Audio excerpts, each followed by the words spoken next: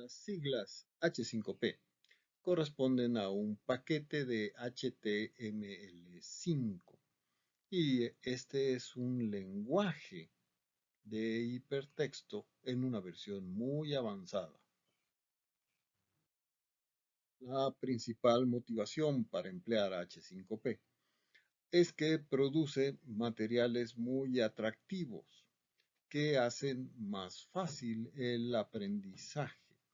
Además de que, si ya tenemos Moodle en alguna versión reciente, también tenemos acceso gratuito y sin necesidad de instalar algún plugin adicional a los paquetes de H5P.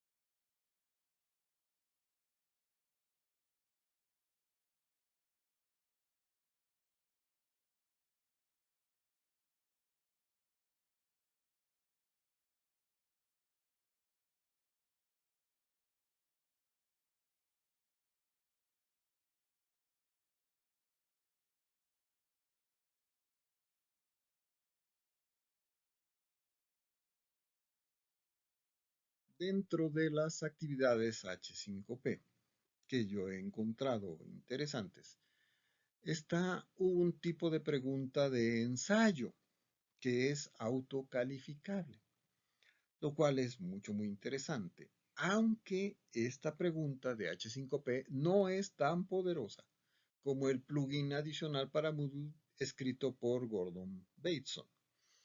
Pero sin embargo, para los que no pueden instalar plugins adicionales, este paquete de H5P es una excelente opción para fabricar preguntas de ensayo autocalificables. En esta pregunta de ensayo con H5P, el estudiante deberá contestar libremente y la computadora dará una retroalimentación dependiendo de las palabras clave que haya escrito el alumno o también de las que le haya faltado de escribir, y esto le servirá al estudiante para reconocer qué tan bien o mal domina el conocimiento de un aspecto. El video interactivo de H5P se ve muy interesante y simpático para videos cortos, pero cuando ponemos un video de una duración mayor de 10 minutos, se puede volver un poco dificultoso de manejar. Los exámenes de aritmética, que en realidad son matemáticas, traen un cronómetro y pueden ser útil para algunos niveles de enseñanza media. Las tarjetas de memoria en sus dos versiones, flashcards y dialog cards, son muy útiles y aquí mi recomendación es que sí empleemos estas actividades H5P porque tienen mucho menos dificultades y problemas que el plugin adicional para hacer lo mismo en Moodle exclusivamente. Las actividades similares a examen nos permiten emplear preguntas de opción múltiple, pero es importante anotar que no tiene las excelentes posibilidades de análisis estadístico que tiene el módulo de examen de Moodle, aunque desde luego es muchísimo mejor que lo que podemos preguntar en Google Classroom. La actividad del escenario que se ramifica es muy interesante y hay un ejemplo muy bonito en el sitio de h5p.org, pero por razones de copyright no podemos descargarlo para modificar. Sin embargo, si tienen un tutorial que más o menos nos dice cómo se deberían de hacer. Y esto puede ser un software muy accesible para montar simulaciones y es mucho más divertido que las simples lecciones ramificadas que tiene el módulo estándar. Así es que en este escenario ramificado, nosotros vamos arrastrando los bloques que tenemos del lado izquierdo hacia el lado derecho y así estamos construyendo un flujograma que determina por dónde se le presentará la información al alumno y se le pedirán que haga algunas actividades. Esto puede ser muy entretenido y desde luego que será mucho más fácil si ya tenemos previamente construidos algunos bloques que emplearemos para construir el escenario ramificado. Una actividad de arrastrar las palabras es similar a las que están disponibles en Moodle y pues básicamente es lo mismo.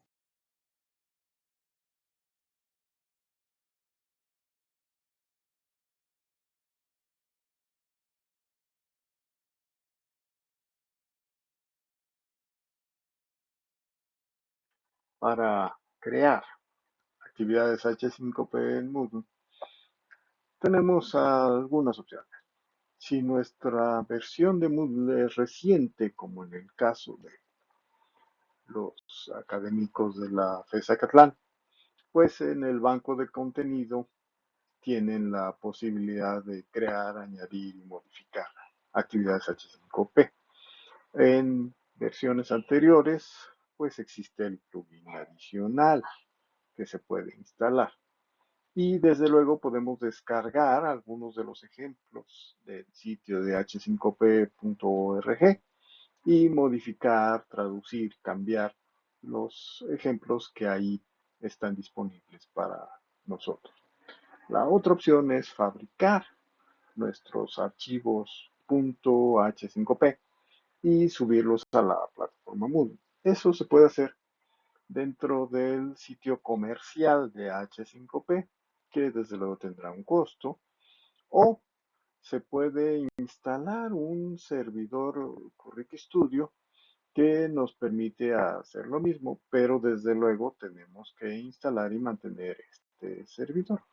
Y la sugerencia que yo les quiero hacer es que descarguen la app gratuita de Lumi, que está disponible para Windows, Mac y Linux, que nos permite crear, fabricar o editar localmente en nuestra computadora personal estos archivos H5P y que además tiene la ventaja que los nombres y las descripciones de todos los módulos H5P aparecen correctamente traducidos al español. Entonces, para los que tengan una versión muy reciente de Moodle, digamos 3.9, 3.10, 3.11, el banco de contenido es el lugar donde podrán acceder a sus contenidos y fabricar contenidos de H5P. Y esto está muy bien descrito en la documentación correspondiente. ¿Dónde está el banco de contenido en las plataformas Moodle recientes? En el cajón de navegación o en el bloque de navegación.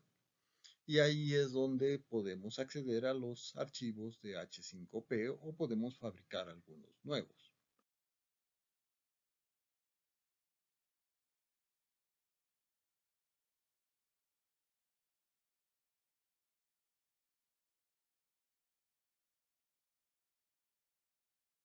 Si nuestro servidor Moodle es 3.8 o anterior, necesitaríamos instalar el plugin adicional de contenido interactivo H5P disponible en donde están todos los plugins adicionales de Moodle. Pero la opción que yo encuentro más útil es descargar una aplicación, una app, que se llama Lumi, la cual podemos descargar tanto para sistema operativo Windows, Mac o Linux. Y esta nos dará acceso a un editor de H5P con el cual podemos ver, editar, crear, modificar estos paquetes H5P con la ventaja de estar todo descrito en idioma español. Y así cuando empleamos esta aplicación Lumi en una computadora, podemos ver los tipos de contenido H5P disponibles para poder fabricar el que nos interese con la descripción completamente en idioma español.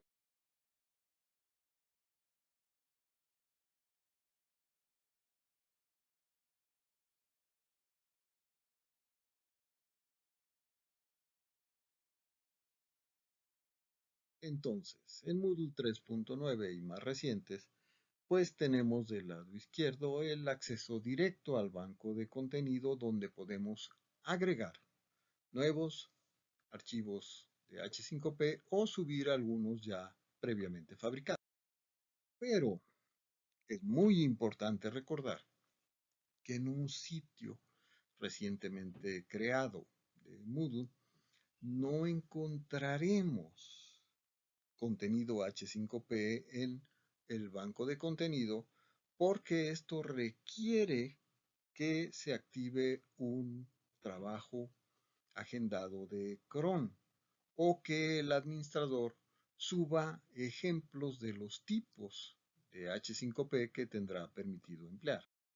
En esta imagen, abajo a la izquierda, vemos un banco de contenido que está vacío porque es un sitio Moodle de reciente creación que no ha tenido la oportunidad de ejecutar el cron que permite descargar los tipos de contenido disponibles. Mientras que abajo a la derecha vemos que ya se ha ejecutado este cron y que ya tenemos disponibles varios tipos de contenido H5P, los cuales observamos en idioma inglés.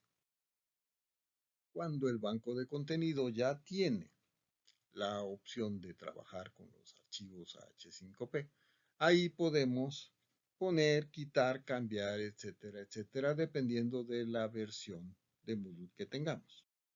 En conclusión, ¿dónde es conveniente emplear H5P sus módulos y dónde es conveniente usar Moodle? Bueno, pues depende donde sea más fácil, más rápido, más útil, más efectivo. Recuerden que la mejor herramienta es la que tenemos, podemos y sabemos usar. Pero en el caso de las evaluaciones sumativas, lo que conocemos como exámenes tradicionales, mi opinión personal es que esto está mucho mejor soportado por las preguntas y el módulo de examen de Moodle. La mayoría de las actividades de H5P tenemos que recordar que se pueden tomar repetidamente una y otra vez como ejercicios y en ocasiones no mandan la calificación al libro de calificaciones de Moodle, por lo que no se les recomienda mucho para evaluaciones que son de tipo sumativa.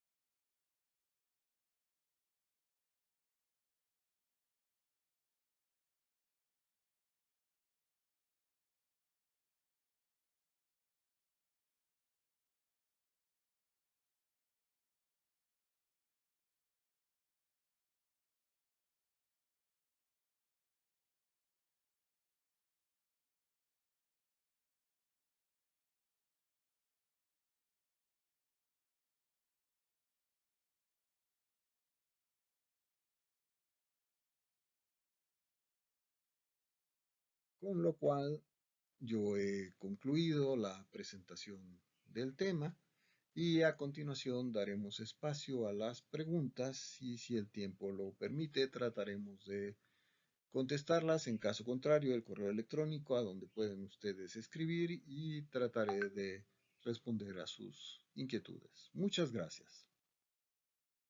Después de haber visto la exposición de Claudia Otaque sobre la FESA Catalán usando H5P, si nos alcanza el tiempo, veremos algunas recomendaciones generales sobre qué es lo que podemos hacer para mejorar. Un concepto muy importante es que la inmensa mayoría de los estudiantes no aprenden lo que el maestro quiere que aprendan. En realidad, la mayoría de sus estudiantes aprenden lo que ellos creen que se les preguntará en los exámenes que los calificarán. Así es que si los estudiantes solamente estudian cuando hay un examen y queremos que estudien cada semana, pues lógico deberíamos hacerles examen cada semana. Un artículo muy interesante cuyo título aparece aquí concluye que las evaluaciones sumativas, lo que llamamos exámenes, impulsan el aprendizaje mucho mejor que los formatos instruccionales innovativos, o sea, los simuladores y demás. Pero enfatiza que estos exámenes deben diseñarse con gran cuidado y para las instituciones educativas suele ser más útil y redituable el concentrar los recursos en hacer buenos exámenes sumativos en vez de tratar de inventar métodos de enseñanza novedosos para cada objetivo de aprendizaje del programa. En el caso de la enseñanza de medicina humana, veterinaria, ingeniería y en algunas otras ramas, además del conocimiento del estudiante, es muy importante identificar qué es lo que el estudiante desconoce porque esto puede causar problemas. Un médico que no sabe, inventa en los exámenes y luego hace lo mismo con los pacientes en la vida real, puede causar problemas muy graves.